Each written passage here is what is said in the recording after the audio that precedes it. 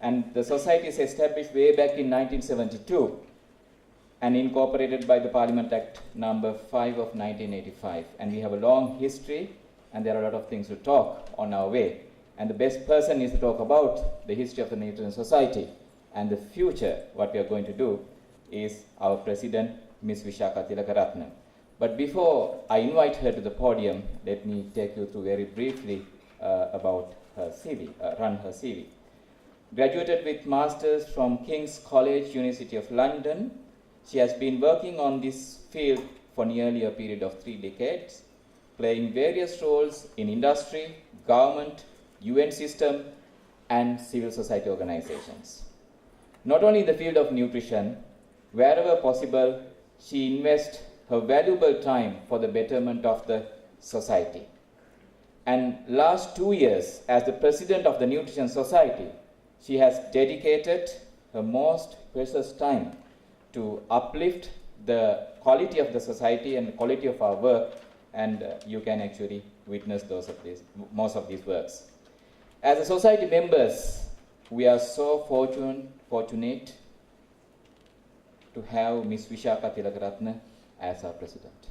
Let me invite our president of the Nutrition Society of Sri Lanka, Ms. Vishaka Tilakaratne, to welcome you all and deliver the president's address.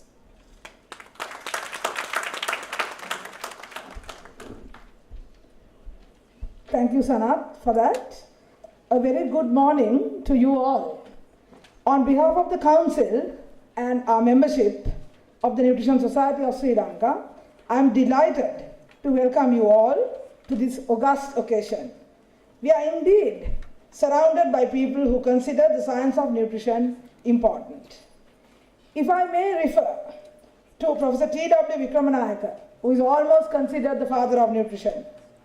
In his presidential address at the first annual sessions of the Society in 1976, where he, Professor Vikramanayake, refers to the reluctance then among scientists to recognize nutrition as a separate subject. Today, it is a well-established science which is in a niche of its own and is a combination of fundamental sciences. And it is here to stay in this special niche, and so important that the theme of the sessions has been developed to investing in nutrition for economic prosperity. Now, this has been a relationship much studied in the recent decade, studied very closely, and a shape and size given to this relationship. Later on, we will be referring particularly to the work of well-known economists and nutritionists who have worked together to establish this. This milestone today is a very special one because the Nutrition Society, established in 1972, will celebrate its 50th birthday in 2022. Therefore, 2018 marks the series of events and the beginning, which is planned for the next 5 years when it reaches 50 years. And secondly, the very special gentleman I just referred to, Professor T.W. Vikramanayake, had he lived, marks his 100th birthday. And we commemorate his birth centennial with a special oration today, special because of the centennial, and the memorial oration to be delivered this evening. This oration is held every alternate year with the Professor C.C. De Silva memorial lecture, also held in alternate years. So, as I said, this oration is special. It is with great pleasure that I welcome as our chief guest and keynote speaker, Honorable Eran Wickramaratne, State Minister for Finance and Media. When I phoned the minister, Eran, I told him that usually the society is very discerning in the selection of chief guest. We consider him one of the few good men, and I emphasize few good men in Parliament, and is fitting certainly for this role. And we are very grateful that with your busy schedule, with the elections, that you have made the time to come here today. I'm sure with your wisdom you will enlighten us. Interestingly, I think Minister Eran is also in charge of the Oversight Committee on Women and Gender, if I'm not mistaken, and it's very topical to our discourse today. Our guest of honor, Professor E.M.P. Ekanayaka, Vice Chancellor, Wayanma University of Sri Lanka, the University of Wayanma, which is the only university so far that produces graduates of nutrition and has been closely associated with the society and have been extremely helpful, especially this year, to serve as a conduit for funding monies given, again very interestingly, by the Ministry of Science and Technology. Professor Ekanayaka is a professor of mathematics and who has been there from the inception of Wayanma and has been the uncontested dean of the Applied Science faculty for 11 years. So we are very, very glad that you are here, sir. It is also a singular honor to welcome Professor Lakshman Samaranayaka, the orator for this evening's Professor T.W. Vikramanayaka Memorial Oration. Professor Samaranayaka has many accolades, but among them is the most important, having been the Dean of the Faculty of Dentistry, University of Hong Kong, and also Director of the Prince Philip Hospital in Hong Kong. We are eagerly awaiting your oration this evening. We are extremely pleased also to welcome our distinguished chairs and speakers. I am sure the deliberations will be scintillating and useful. And also, we welcome the senior office bearers of other professional bodies, particularly Dr. Fernando from the Sri Lanka Medical Association. And I don't know whether you have seen our deliberations, but we have actually banded together a number of colleges and the Nutrition Society in being activists on certain issues. It is a pleasure to see our senior and junior members. You are the future of the society and the world. It's a real pleasure to see you all seated together, but I would like to particularly acknowledge Professor Priyani Soisa, who has been a vanguard of various issues and who has always been supportive and also is a founder member of the society. We have had to, for your information, close registration because of the overwhelming response we had, and we actually closed the registration before the event, but it has been again very difficult to turn people away. It would be a lapse on my part if the Minister of Science and Technology, Honorable Susil Premajayanta, and Ministry officials are not acknowledged for the generous support we received to have these sessions in our usual no conflict of interest style, which we have followed in the past 3 years. I wish to thank our conference chair, Dr. Sanath Mahawithanage, for a great job, and our secretaries, Dr. Sujiva Gunratna, Dr. Indu Vaidyathilaka, and our treasurer, Roshan Dalabandara, Chalindra for all the activity, and Dr. Terence Madhujis, as well as all the other council members for your hard work.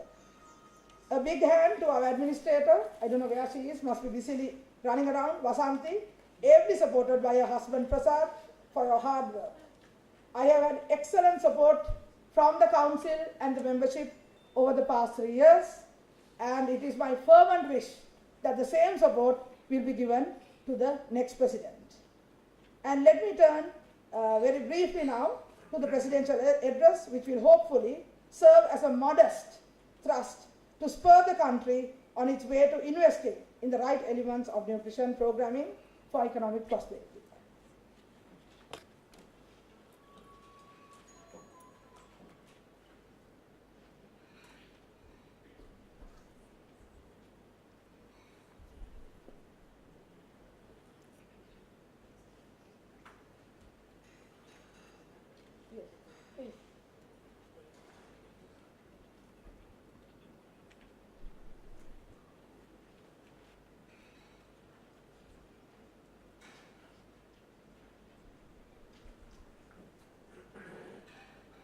So, the title of, I think, a very simple presentation is Wither Nutrition, Sharpening Plans and Activities. This topic was selected because, as you know, Sri Lanka over the years has had many interventions. And unlike some of the least developed countries of the world, it is certainly not a clean sheet. So we have, in the positive, many activities, many interventions. Some have really worked. Some need to be sharpened. So, in this, we have 3 boxes. As I said, some have really improved, some of our interventions as well as the impact. Notably, we know stunting has reduced over the past 4 decades, but it is at saturation, and also we know that iodine deficiency disease has also receded. I mean, there are a few others, but just to name a few. And of course, we all know there's a lot of discourse that nutrition is lagging behind our socioeconomic indicators. Notably, the mortality of both mothers and maternal and child mortality, as well as even poverty reduction. Whatever said and done, poverty has reduced, though the disparities, which is the problem, remains. And of course, certain indicators, important indicators of nutrition are stagnant. And we know that. Low birth weight not shifting from 16.6 to 17% over the last 2 decades. Then wasting not shifting. According to WHO, we are at the level of a national emergency for the last decades. And stunting has reduced, as I said, but it is now saturating and even on the rise again. Now, Minister Iran, that is very serious, because stunting or shortness is directly related, it has been proved, directly related to poverty. So, it is amazing that while poverty reduces, stunting is also on the rise again. So, I think we could put this down to the disparity of income across, I mean the difference between the Western province and the other provinces.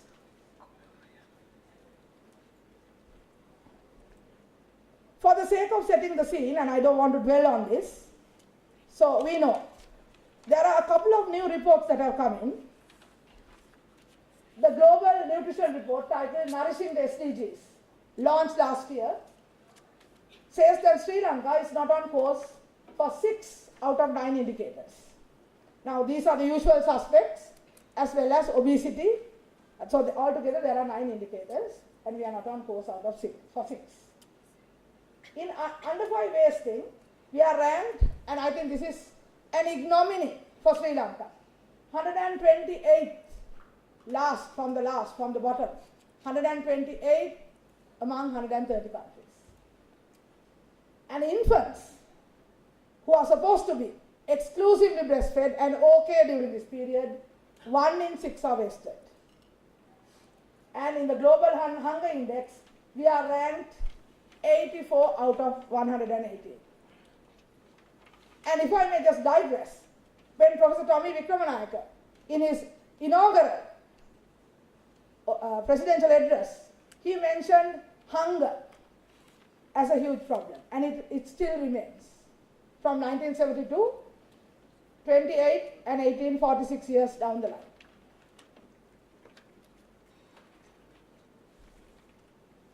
The DHS survey of 2016, the last one, we can see stagnant or worsening indicators. Now, I hate to give you this bad news early in the morning, but with the good news, we also have to accept the facts of life. Again, for the sake of setting the scene, process level or the means to, the indicators on the way to achieving. Behavior change, communication, we are really very weak. We hardly see a media campaign, but media alone is not going to build the cat. Behavior change has to be far more participatory, interactive, strategic, contextual, according to the areas we live in, and there has to be strategies and formative research. You cannot address behavior change without actually doing the formative, the dynamics in a particular area, then only according to those specific problems that one addresses behavior change. We talk about education and awareness, and a lot of it is done. If you take any moment in Sri Lanka, there are at least 1,500 awareness programs. But awareness will not lead to behavior change, much more. No specific targeting of nutrition interventions to urban poor. By the way, these civil society findings were done by the Scaling Up Nutrition movement, and I here recognize our chairman, Dilka, who belongs to both. She's the chairman of the Sun movement, as well as our council member. So no specific targeting of nutrition interventions to urban poor. Really, if you look at the statistics, it's the urban poor now who are actually bringing us down in totality. Higher prices and unequal distribution incapacitates the poor to buy nutrition-rich foods. Now the argument would be, in the rural areas, of course, you grow and you eat. But then we are not so fortunate in the urban areas unless, like Cuba, which I visited a few months ago, you do very creative urban gardening programs. And we really have to pay attention to that. But urban gardening alone will not bring in all the resources to the table. So that is a problem. Functionally, multi-sectoral. Now we have this approach, the multi-sectoral approach to reducing malnutrition, which has been now going on for the last 5 years at least around the world. And it is really a big word, but it is basically that health alone cannot do it, but all sectors which deal with the causes and the dynamics beneath the surface of nutrition, which can be from cultural to local government amenities, it can be, and it's agriculture, it is livestock, it's fisheries, and of course, health.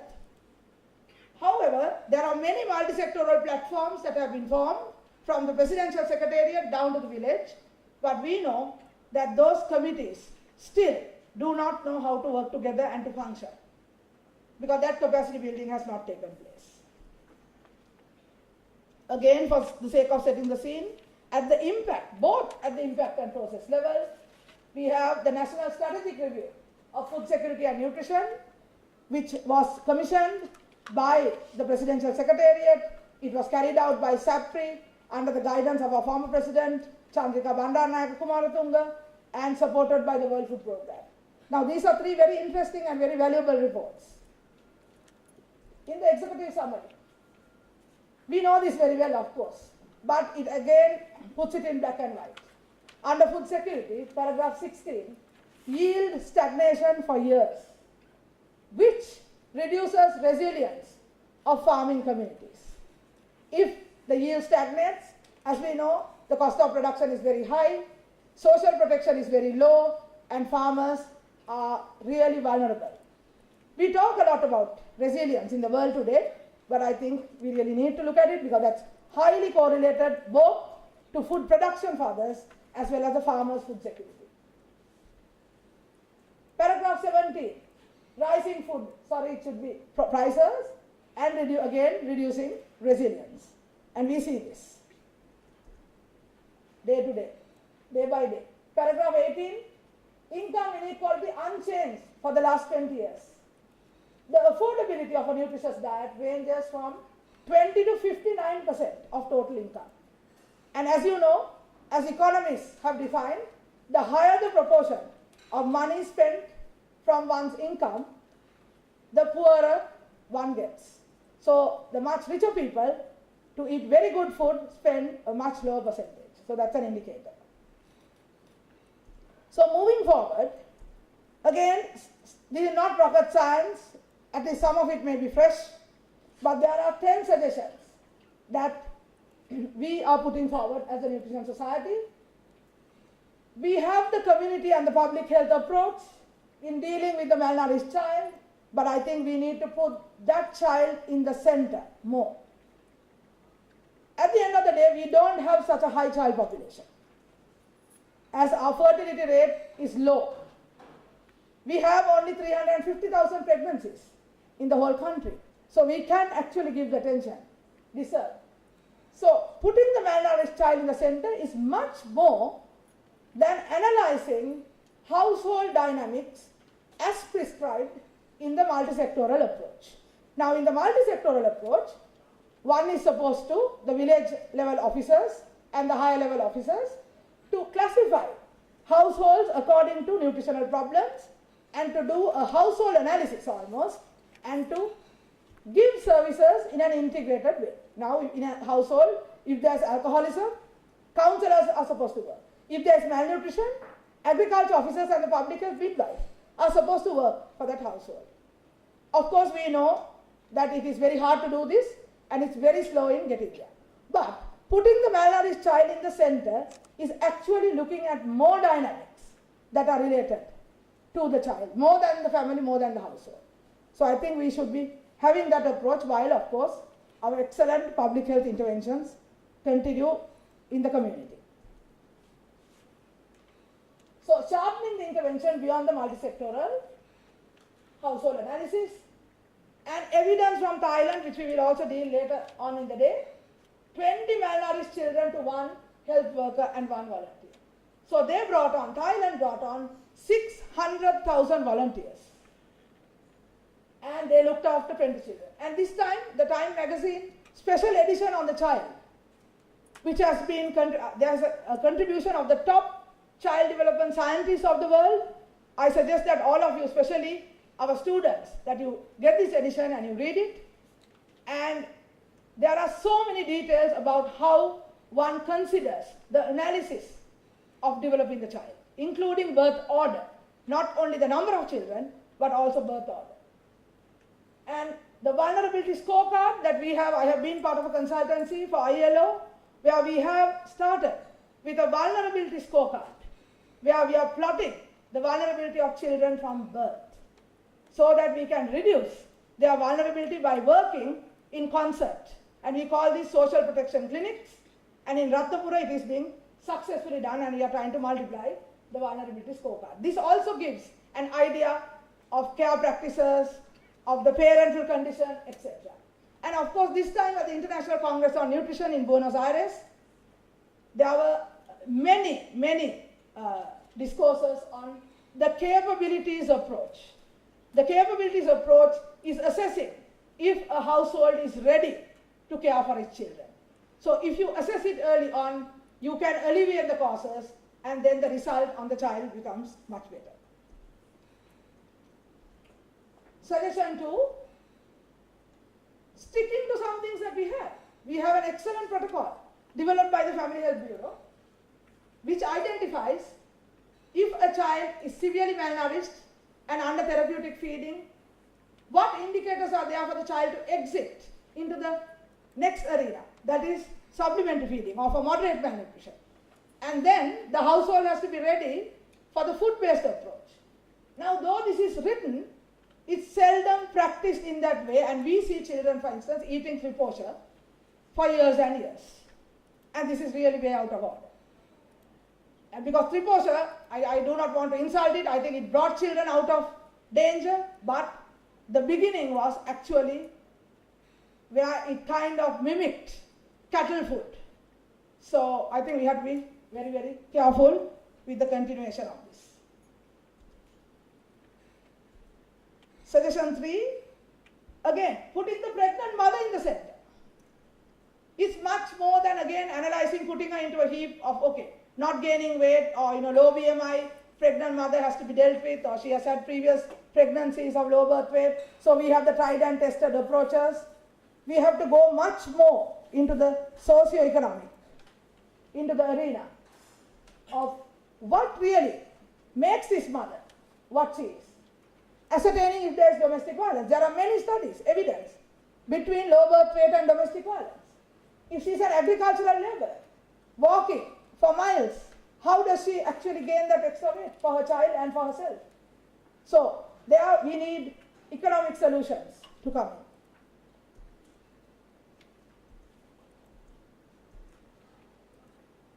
in. Looking at those outside of the reproductive cycle. I am sorry to say that the public health approach is very, how do I say it, gender inequitable.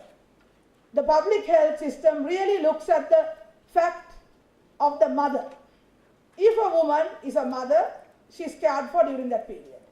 Most attention is on the infant and the child, yes, it should be. But what about the others who support the mothers and the children? What about productivity? We are talking about economic prosperity.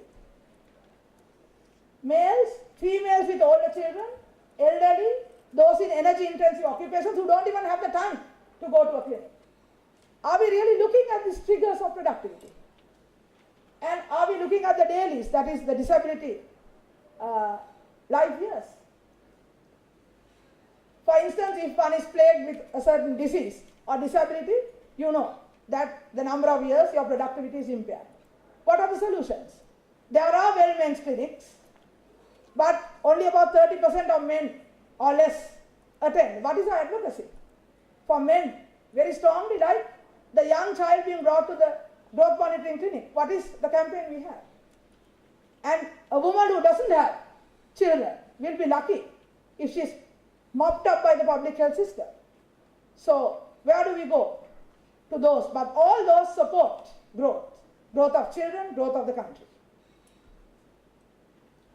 And dietary advice, closer attention, screening and dietary advice. Now if you see those who are plagued with NCDs, how many have been referred to a dietitian and nutritionist? And what are we doing about capacity building? We are still trying to sort out the graduates who come out from Wayamba University, a very, very valuable degree, very valuable group of people. We are still trying to sort out, Minister Iran, where they are going to be employed. It's a long discourse, and I hope it will be sorted out, because there is a huge arena where dietitians and nutritionists who are also non-medical or medical can move around. And we actually need capacity building to get proper dietitians out there. Suggestion 5, a composite package of interventions for those with a propensity for NCDs, and as I said, we spoke about this, and also lifetime tracking in the case of childhood low birth weight. Who knows what your beginnings were? We don't have a system of tracking. So it must be marked right through. And I think this is a very prudent move if we can take this, improve the areas, target the areas that are vulnerable with highest contribution to malnutrition. Again, the Ministry of Health commenced on a nutrition surveillance system, but I think now that is being worked out. It stopped somewhere, but we really need to do, and I think Dr. Sanath Mahawithanage was proposing a number of years ago that we use GIS, the latest technology, geographical information systems, to do mapping and also to design interventions according to the parameters of that area, and I think we need to get into that. And at the process level, do we know what we are eating? Do we know what we are eating? We still are struggling to get a dietary survey done. And we don't have our own food composition tables. At least it's partially done, I think, with some universities and maybe some institutes, but it's not fully on board, because we do need that too if we are going to do the dietary assessment, the survey. Suggestion 7, a review of successful initiatives even in a localized context. Documenting and scaling up. There are plenty of good initiatives where malnutrition has reduced, where behavior change is successful. But there is no one, no group that is documenting and saying, let's scale this up. It's very sad, because over the years, we know, we have seen the data, we have seen the information of improvement. So I think the state also has to be serious, and all the other stakeholders, in evaluating these approaches and having plans for scale up. Suggestion 8, nutrition sensitive agriculture. Even last year, actually my presentation was on the 10-year plan for food security, and I'm just connecting back to that. I have been ringing again Minister Iran and saying, you know, the planning sector needs to take charge, finance needs to support, and we need to go beyond Rata Hadamu Apivavamu, or food production plans which have no results orientation. When you have nutrition sensitive agriculture, you go according to food-based dietary guidelines, according to the different stages of the life cycle, according to weather, according to migration, and you have a proper evidence-based plan which says that you specifically need to target certain food groups in the growth, in the production. And it's falling on deaf ears. We have had so many meetings with the National Planning Department. The Council for Agriculture Research Policy has been kind enough to host us twice. And I had the second meeting with the National Planning Department, and I think we need to take the bull by the horns if we want to get somewhere. And this will enable the food-based dietary guidelines to work. If you don't have an enabling environment, if food is not available, if it's not affordable, talking about guidelines is not going to bring it home.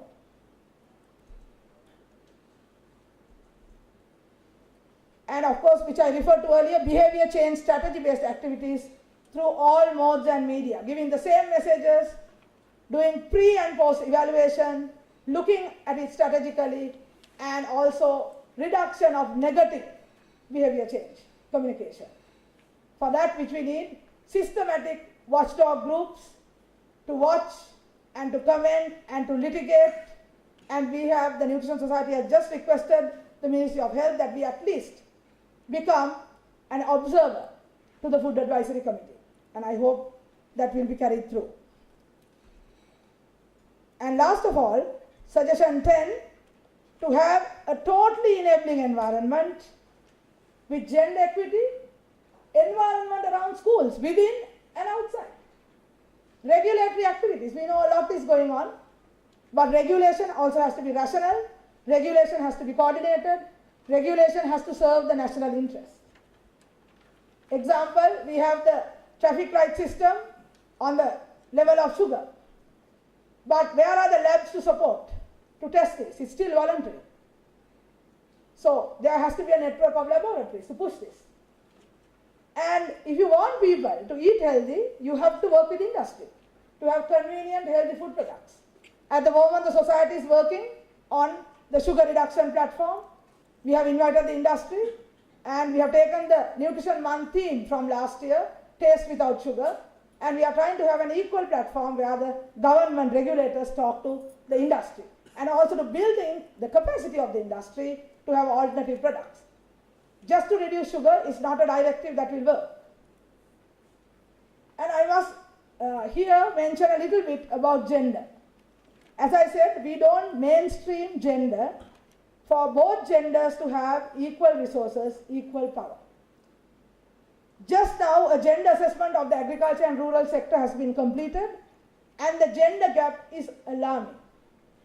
The disempowerment of women, though we talk about the first woman Prime Minister, it is great, but that is not gender equitable across the board. Women are totally divided in technology. Not even 5% females know how to handle a simple transplanter or a weeding machine. Women have access to only 3% of irrigated, major irrigation water, because that is through their ownership of land. Women do not own, most of them do not own paddy lands. Women are not part of the marketing chain where it's important, where the money is earned and brought home. Women are not there. Women's mobility is an issue. Women's safety is an issue to go out there, to transport their produce. So it's the male who controls its resources. All that is related to food security and to nutrition security. So I think while Sri Lanka has done many good things, we are proud of ourselves in some of our indicators. I think much has to be done. And I think this has to be beyond political discourses and politics. I think people need to roll up their sleeves and get to work for the country. Thank you very much, and I hope this serves as a few ideas. Thank you.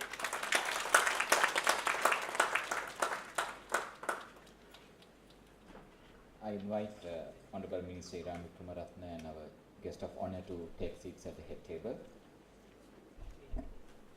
Thank you very much, Madam President, for that comprehensive talk that summarized almost all the perspectives of nutrition from farm to plate, and that is why we need to be a multidisciplinary group. Now, as a nutrition society, we do things differently, and it is a must.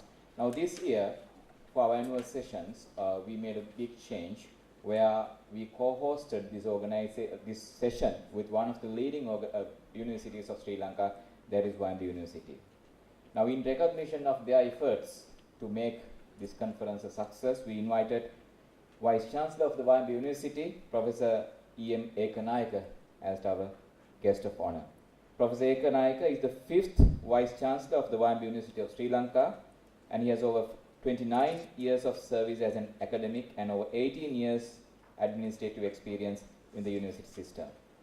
Professor Ekanayaka obtained his BSc Hons degree in mathematics from the University of Kelaniya in 1986, and thereafter proceeded to the University of Kyushu, Japan, where he obtained the MSc and DSc degrees in 1991 and 1994 respectively. He is also a postgraduate fellow of the University of Oxford, UK, and he is a great academic and administrator. One of the best examples is his untiring efforts to establish the Faculty of Medicine of the Vajayana University of Sri Lanka while functioning as Dean, Faculty of Applied Sciences. Sir, we are privileged to have here you as our guest of honor. Let me cordially invite you to deliver the talk to the audience. Can we have a good round of applause, ladies and gentlemen?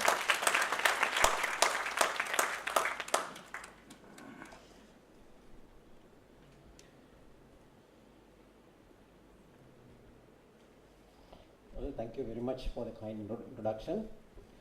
Very good morning to you, ladies and gentlemen. Honorable Iran Vikramaratne, the State Minister of Finance and Mass Media, Ms. Vishaka Tilagaratne, the President of the Nutrition Society of Sri Lanka, and Dr. Sanath Mahawithanage,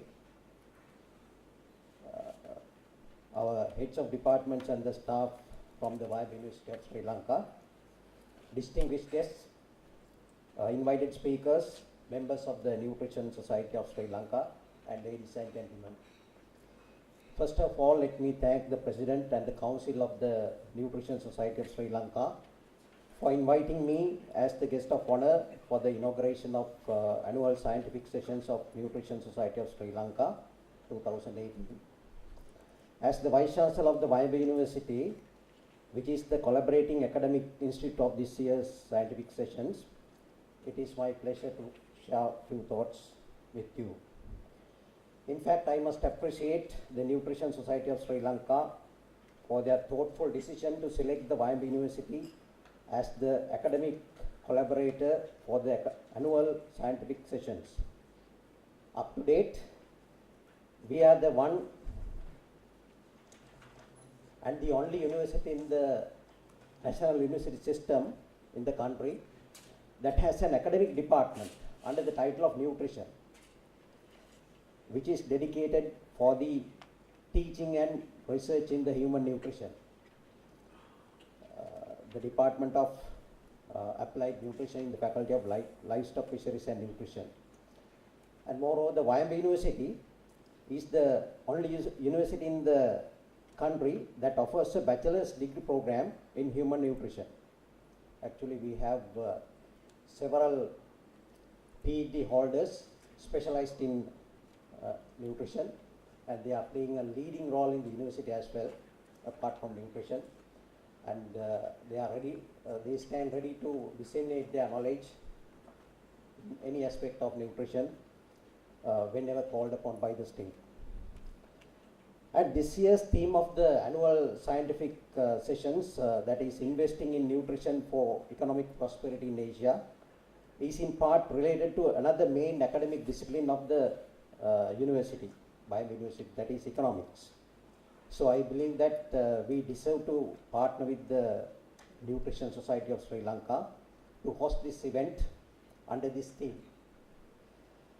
Although I am not from any of the above disciplines, because I am a mathematics person by origin, but we are all consumers of food, less than much.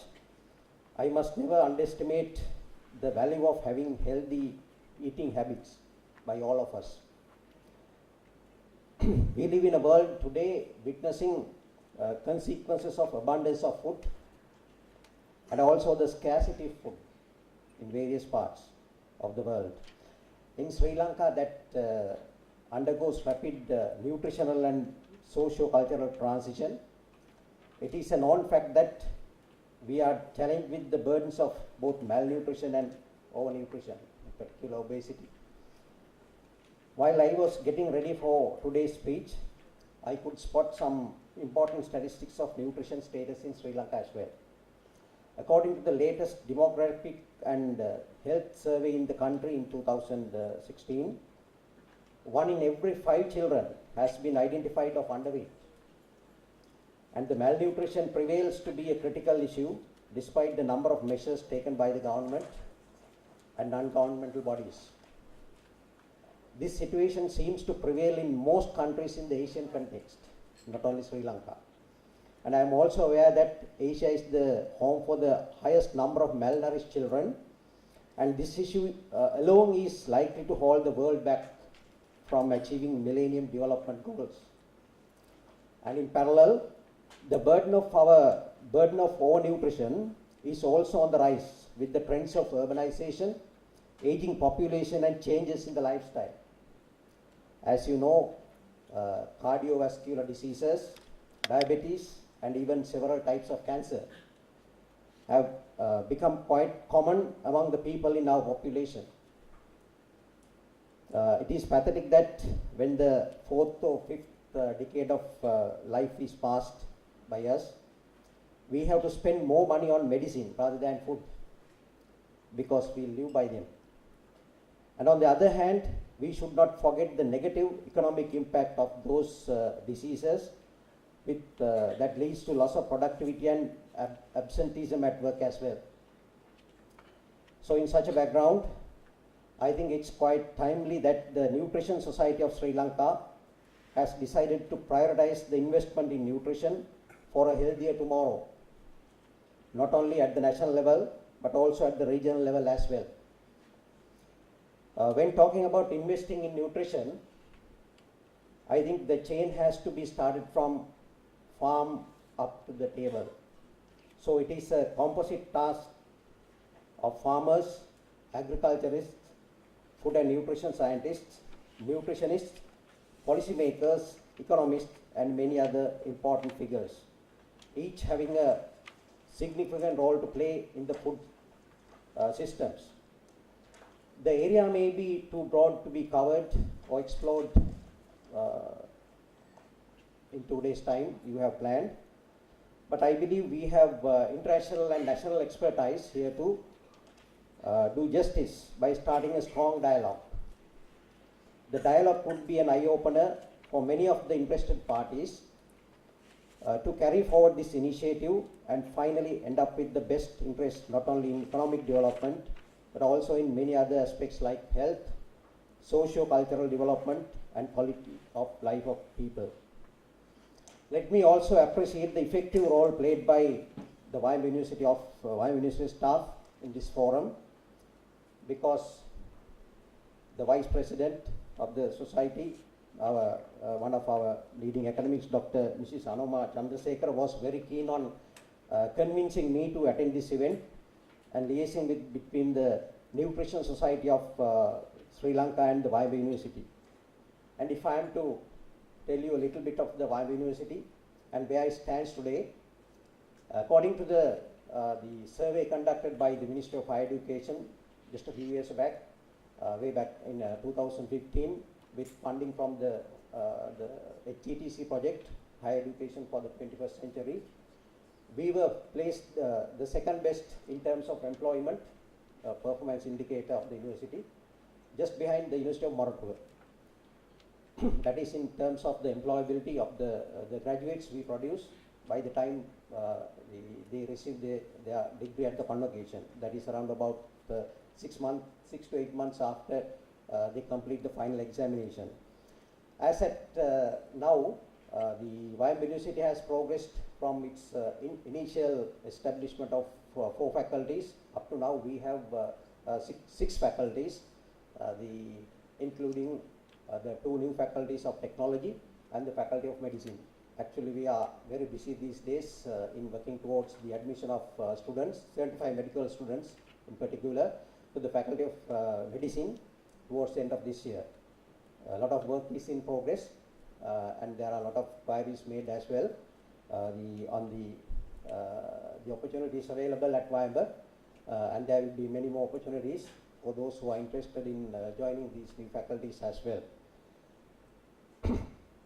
And in terms of the number of students, we are due to pass the 4,000 student mark with the new admissions towards the end of this year as well. So with that little bit about the Vayamba University, and without taking much time, let me conclude my speech congratulating the Nutrition Society of Sri Lanka for making this initiative at the annual scientific Sessions 2018 and inviting me as the guest of honor as well. And I wish you all the best for a fruitful scientific session today and tomorrow. Thank you very much.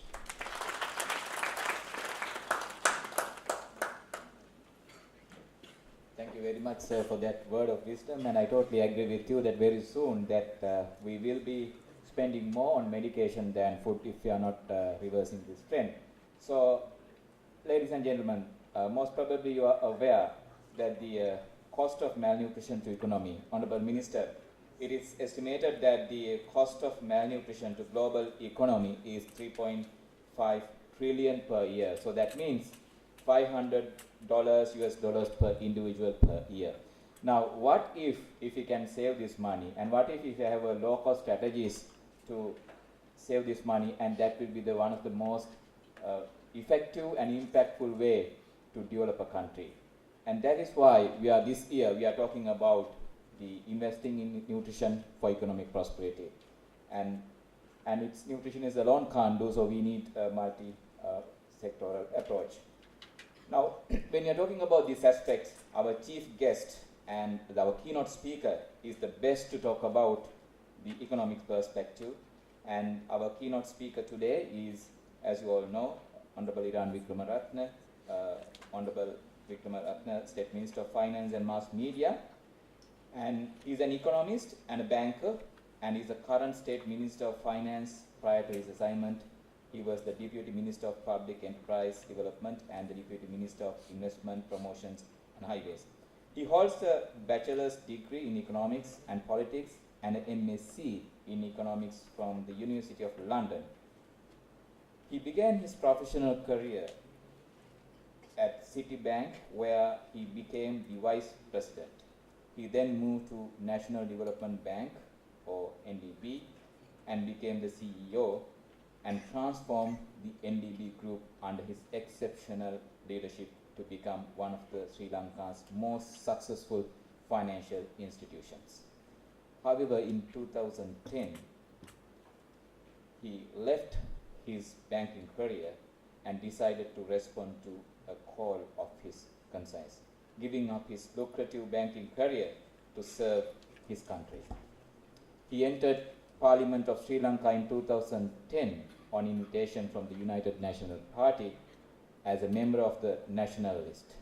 He contested in 2015 general election and is the UNP organizer for the Morutu electorate of the Colombo district and was elected a member of Parliament. He is also the treasurer of the United National Party. Not only that, he was a cricketer, particularly an opening batsman, captain of the hockey team, and head of prefect at his alma mater. I firmly believe that these are the things has groomed him to become an advocate for a nation that grows in unity, equality, and opportunity. Sir, the floor is yours.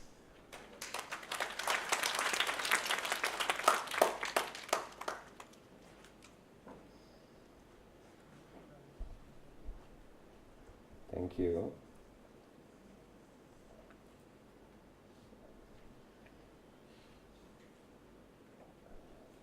Yes, Visakha Tilakaratne, President of the Nutrition Society of Sri Lanka, and Professor Ekanayaka, the Vice Chancellor of the Wayamba University, Dr. Mahawithanage, all leading academics and nutritionists and friends. It is indeed an honor to be present at your annual scientific sessions, even though I'm not a scientist, and to be invited to be here. I have actually been listening carefully to both Visakha's and Professor Ekanayaka's presentations and learning much. My interest in nutrition was not self-interest. It was stimulated by my late sister-in-law, Dr. Bhadra Gunasekara, who was a professor at Virginia Tech and who unfortunately died just a couple of years ago, where she constantly brought up this topic of nutrition, and I never saw its connection as a younger university student to the economy like we see today. And therefore, the topic that you have chosen, investing in nutrition for economic prosperity in Asia, is so relevant for all of us today. Right at the outset, I must congratulate the Nutrition Society of Sri Lanka. I went through all the publications on the table very quickly, and the amount of research and the amount of papers that are being done, and as I listened to Vishaka, I don't know, it might be too drastic to say all of it, but maybe some of it falling on deaf ears. But I was also very interested to note that your approach is more, in a sense, from an applied science point of view. You're taking evidence-based learning and trying to see how it could actually be applied in society. So I noted that there's a lot to do with the food industry, there was to do with breastfeeding, then even things like school canteen policy. I think this is the way to go, you see, taking our learning and science and, you know, really going down to where it really can be applied. And the preschool teachers and the nutraceuticals, which I know nothing about. I think the approach is really laudable.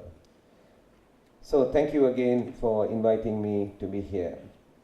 The global community is grappling with the multiple burdens of malnutrition. While the preparation or the proportion of undernourished people living in developing regions as a whole has halved, global hunger is on the rise due to the proliferation of global conflicts and also climate-related shocks. Since 2014, there are more climate-related shocks in the world. It has multiplied to an unbelievable amount. In the previous period, if there were about 40 shocks around the world, it's almost become 400 shocks since 2014. And those of us in Sri Lanka in particular needs to be sensitive to this new dimension, if I might call it, because of the acceleration. As you know, that just in 2017, we have had floods, and we have also had a drought in 20 of our 25 districts on this small island. So this is a new factor that we are grappling with. I've just returned a couple of months ago. I went to represent the President at the climate summit in Paris. It was hosted by the Secretary of the United Nations, the World Bank, and the summit was basically looking at the shocks that the system has. Being a country close to the equator, we have really to bear a brunt of it. We are a country which has not contributed, relatively speaking, not contributed to global warming. But we have the very adverse effects, more severe than most countries, of global warming. I think the good thing in the summit was a coming together of the countries of the world and recognizing that fact, and therefore the willingness to assist. So this is something that you will also have to consider, because this will have a direct impact on food security and on nutrition. the epidemiological transition has seen a shift from predominantly what were acute infections of childhood to chronic non-infectious diseases of adults. Non-communicable diseases are now the leading cause of mortality and morbidity globally. Increasingly, countries are being faced with the double burden of malnutrition, the coexistence of undernutrition and overweight, obesity, and the NCDs. Poor nutrition leads to increased susceptibility to chronic diseases in adulthood. Overweight and obesity have traditionally been thought of as high-income country problems. However, low and middle-income countries are seeing a rapid rise in overweight and obesity, particularly in urban settings. In 2014, nearly half of all overweight, obese children lived in Asia. I was shocked at this.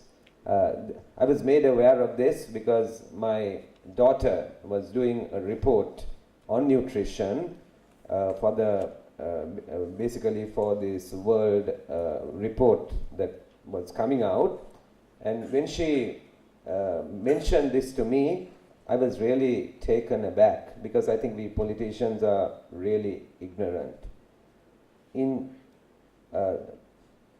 Poor nutrition leads to increased susceptibility. So overweight children are more likely to be obese as adults and suffer from diabetes and cardiovascular disease than their non-overweight counterparts. The burden on the health system everywhere is vast as a result. The economic cost of malnutrition is very high. They represent losses of 11% of GDP every year in Africa and in Asia. According to the Global Nutrition Report 2016, in the US, when one person in a household is obese, the household faces additional healthcare costs equivalent to about 8% of its annual income. In China, take another contrasting big country, a diagnosis of diabetes results in an annual 16.3% loss of income for those with the disease. So in the US, more like 8, in China it's more like 16% loss of income. Africa's economic progress is being undermined by hunger, malnutrition and stunting, which costs at least 25 billion annually in sub-Saharan Africa. This is according to the president of the Asian Development Bank. The relationship between nutrition and economic development is a two-way relationship. Although at a very modest pace, improved economic development leads to improved nutrition. Improving nutrition also contributes to productivity, economic development, and poverty reduction by improving the physical capacity of people to work, improving cognitive development and school performance and health by reducing disease and mortality. Malnutrition hampers both physical capacity to perform work as well as their earning ability. Preventing malnutrition delivers $16 in return on investment for every $1 spent. These are estimates that have been done. Nutrition is linked to GDP growth. The prevalence of stunting declines by an estimated 3.2% for every 10% increase in per capita income. And a 10% rise in income translates into a 7.4% fall in wasting. As Visakha was making the presentation, it was worrying to hear that despite the growth in income, that stunting is a huge problem, and I think she indicated that it's probably a larger problem outside the Western province in the rest of the country. Nutrition is an essential ingredient of the Sustainable Development Goals. At least 12 of the 17 Sustainable Development Goals contain indicators that are highly relevant for nutrition, reflecting the nutrition's central role in sustainable development. Improved nutrition is the platform for progress in health, education, employment, female empowerment, poverty, and reducing inequality. In turn, poverty and inequality, water sanitation and hygiene, education, food systems, climate change, social protection, and agriculture all have an important impact on nutrition outcomes. Now we are having the issue of the chicken and the egg. On one hand, you need economic resources to improve nutrition. On the other hand, nutrition improves economic performances. And when it comes to resources and finances and budgets, it's always a question of choices. As you know, economics is not a pure science. Economics is a social science.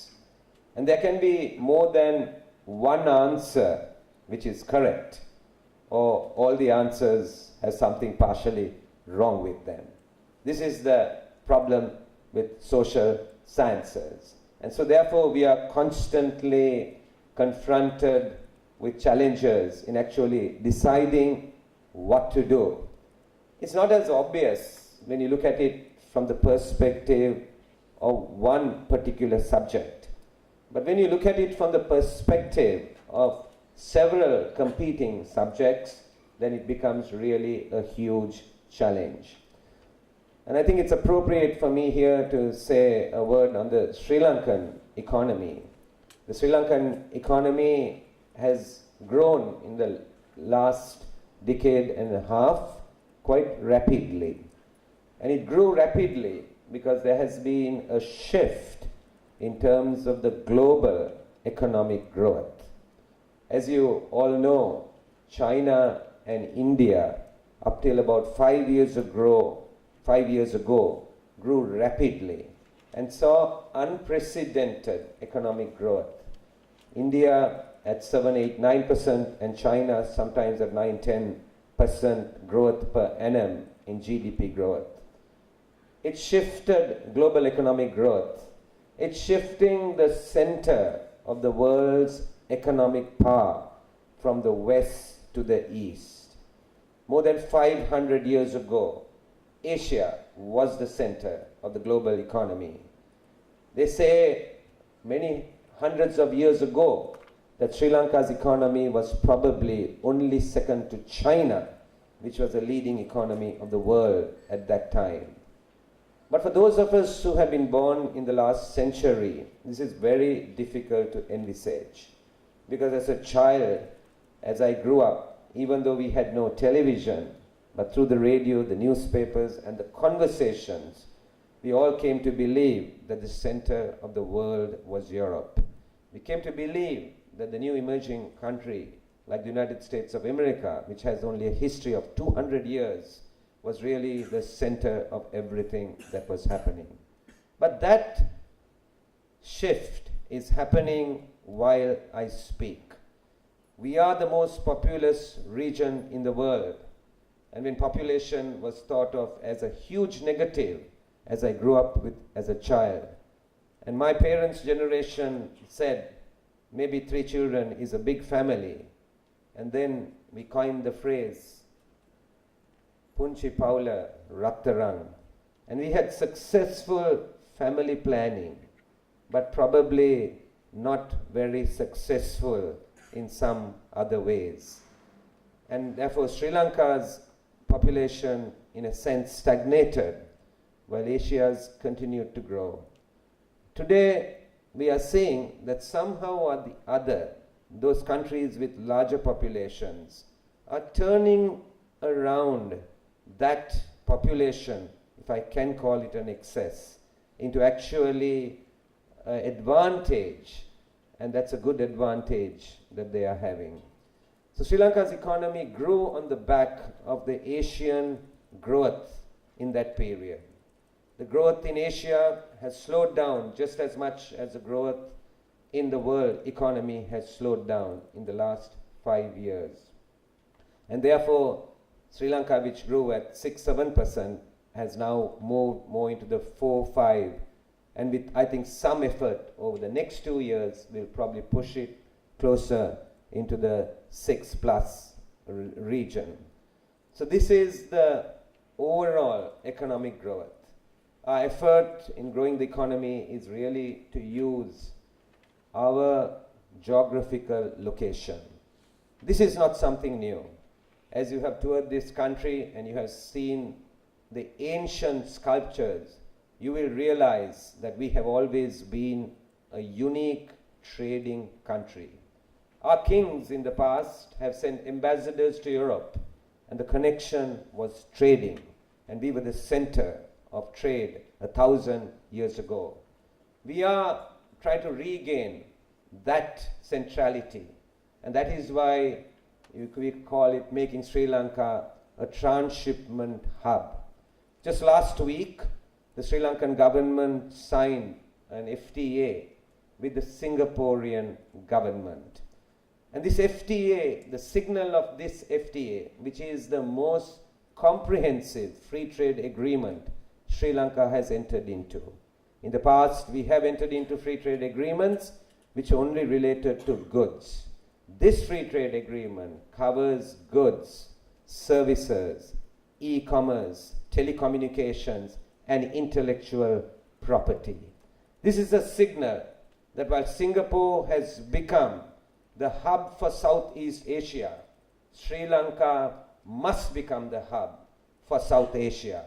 After all, this is the largest subcontinent in the world. We are uniquely positioned to gain that status. Our responsibility is not just to the 20 million people on this island. Our responsibility is to serve the South Asian hub. This is the opportunity that we must grasp. This is the vision that we Sri Lankans must have. Our opportunity is bigger than our market. Our opportunity is the larger market. The Sri Lankan economy has been going through some trials. Growth in the past was accelerated by using debt.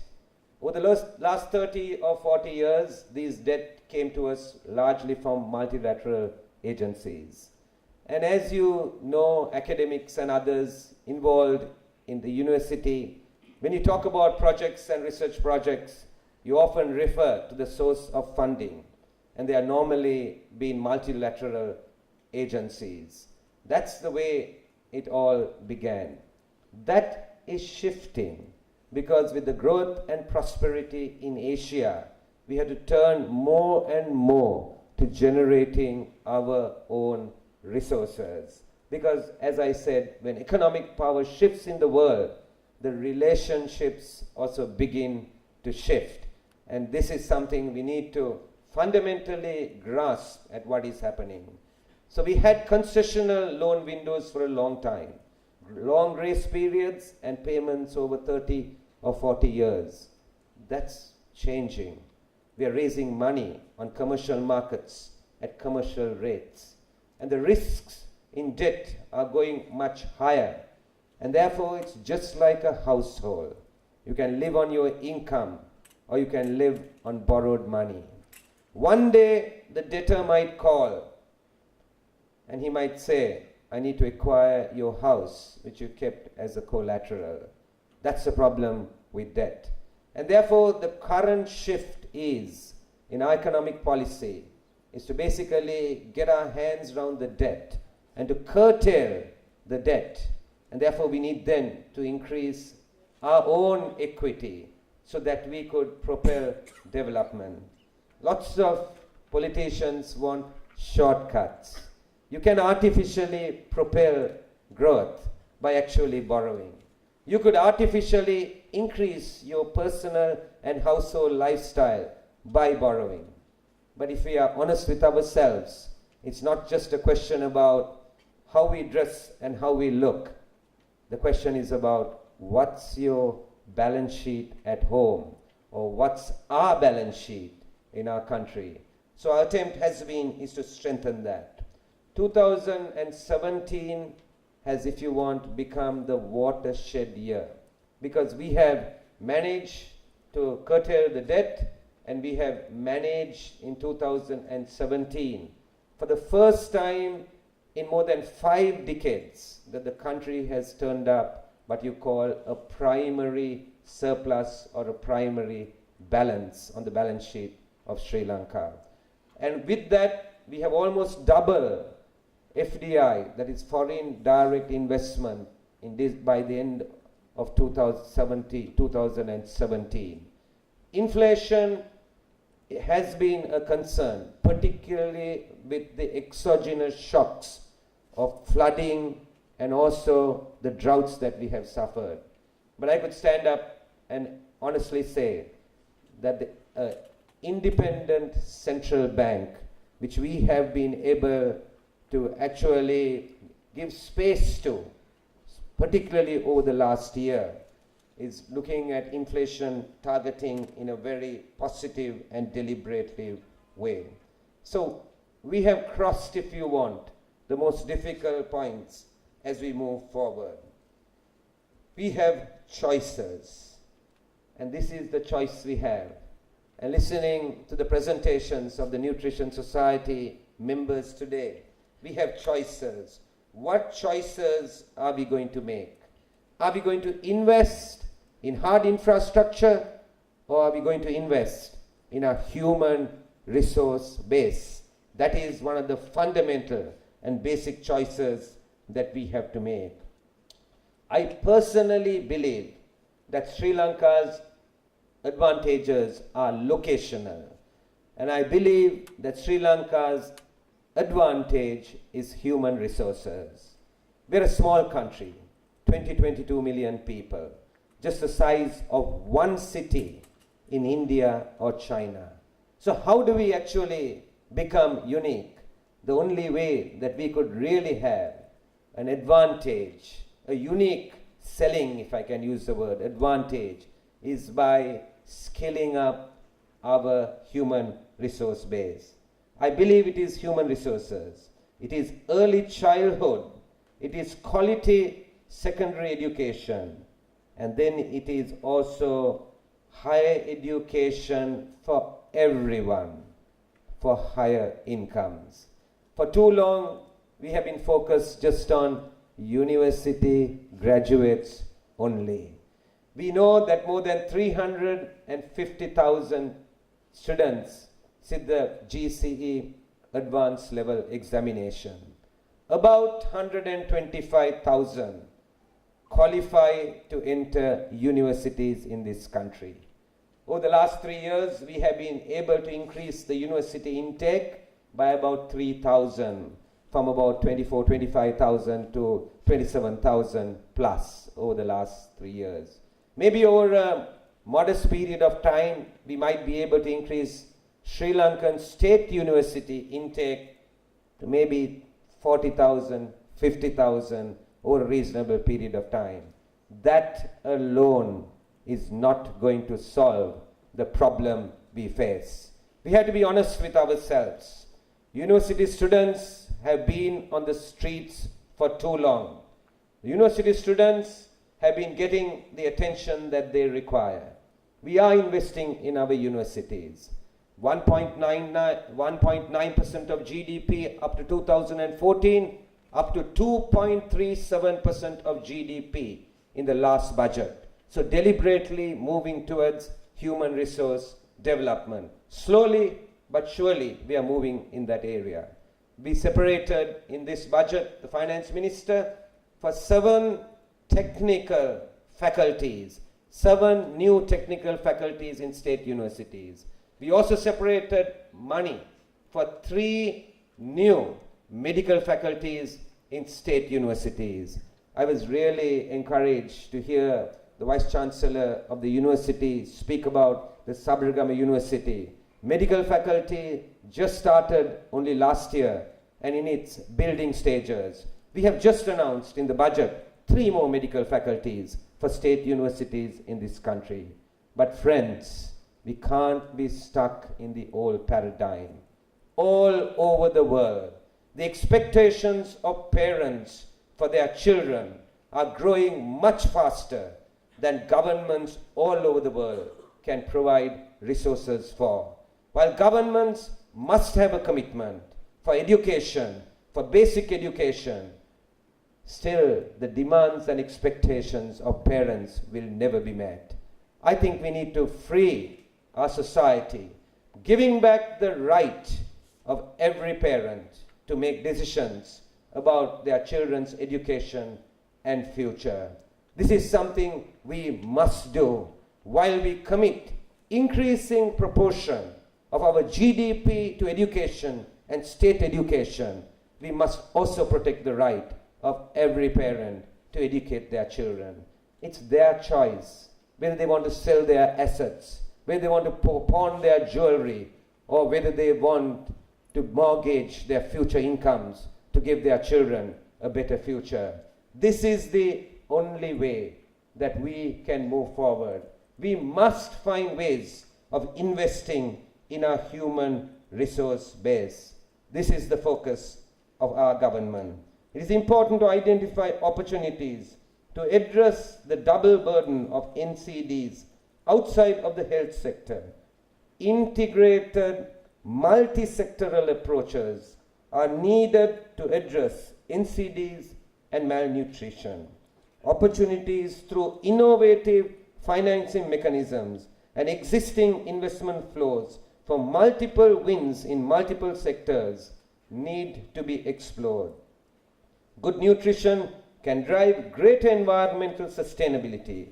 Good nutrition in infrastructure for economic development. Good nutrition means less burden on the health system. Good nutrition supports equity and inclusion. Good nutrition and improved food security enhances peace and stability. We must put people at the center of everything we do. Visakha made that point when she was talking about the child, that we need to put the child at the center. And I emphasize in a more holistic way, we must put people at the center of everything we do. Sri Lankans have got it into their head that development is somehow or other defined by a highway or putting some concrete onto their local road. What's the point? That if the father of the child was a driver and he drove on a mud road, is there any point in the son becoming a driver and driving on a concrete road? I think we need to rethink the development paradigm. It is people in whom we must invest. They must be at the center, inspiring and rallying around this fundamental right that impacts every single one of us and our families. We all stand to benefit from a world without malnutrition. We must move from commitment to action and impact. We can be the generation to end hunger and malnutrition. I wish all Sri Lankans success through the deliberations of your conference. Thank you very much.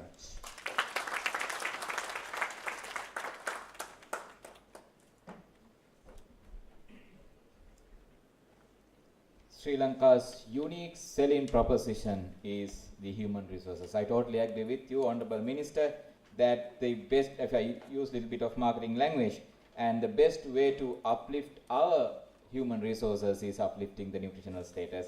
And Honorable Minister, I think you set the stage very well, and that's what we are going to discuss today and tomorrow, and we have invited over 18 experts to come and share their knowledge with nutrition and economic perspectives, and we are planning to launch a report which will really helpful in policy making process. As you very correctly mentioned, Honorable Minister, we don't have some evidence which is available for the other countries, which is the objective of this forum. And this forum is comprised of 4 thematic sessions and 2 technical sessions, and will be attended by most of the leading experts.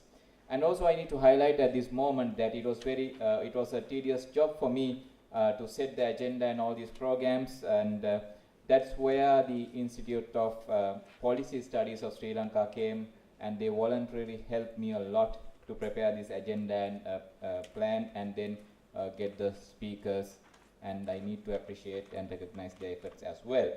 And as you all know, the success of any program comes because of two factors. The first thing is the political commitment.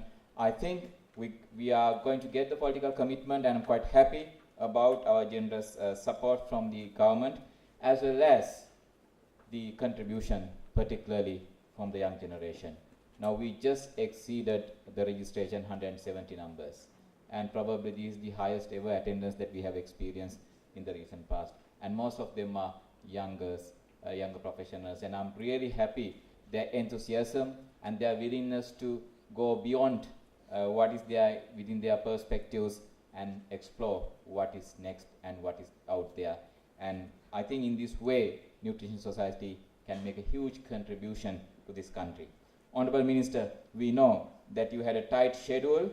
Despite the tight schedule, you spent time with us, and we really want to appreciate with a little token of appreciation. And I would like to invite our President, Ms. Vishaka Tilakaratne, to give away that token of appreciation to Honorable Minister.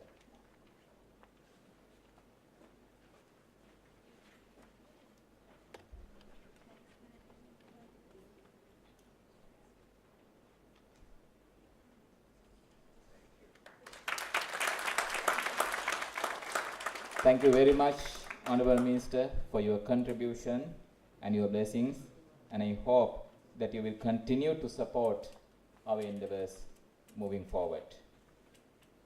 And there are so many people to thank, and I think it has to come from the right person. So therefore, let me invite our Honorary Joint Secretary, Dr. Sujiva Gunratne, to deliver the vote of thanks. Thank you.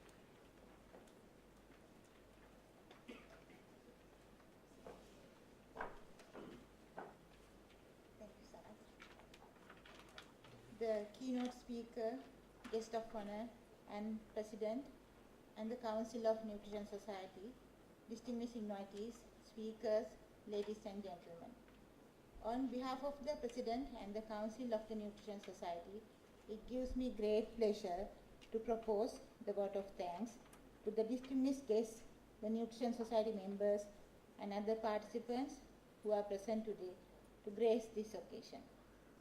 First of all, it is my pleasant duty to extend our grateful thanks to Honorable Susil Premajayantha, Minister of Science, Technology and Research, though he was not in a position to attend this event, for the generous grant for us to conduct this very important session. Thank you, Minister. Next, we wish to offer our deepest gratitude to our keynote speaker, Honorable Eran Wickramaratne, State Minister of Finance and Mass Media, for accepting our invitation to deliver the keynote address. We thank you, Honorable Sir, for taking time off your busy schedule and sharing your valuable knowledge with us. Not only that, for all the words of wisdom. Thank you very much again, sir. Professor Ekanayaka, our guest of honor this morning. Thank you very much, sir, for all the support you have offered us to make these sessions successful through Wayamba University. We really appreciate that. And also for your being with us today at this very important event. Further, I would like to express our gratitude to all the invitees of the government, non-government organizations, and the private sector present today. Thank you for the support extended in various ways to make this event a success. I think I'll be failing in my duties if I do not offer special thanks to two important persons, that is Professor Priyani Soisa and Professor Wickramanayaka. Thank you, Madam, for being with us this morning. I must not forget to express my heartiest thanks to all the other distinguished speakers from Sri Lanka who will share their knowledge with us this weekend.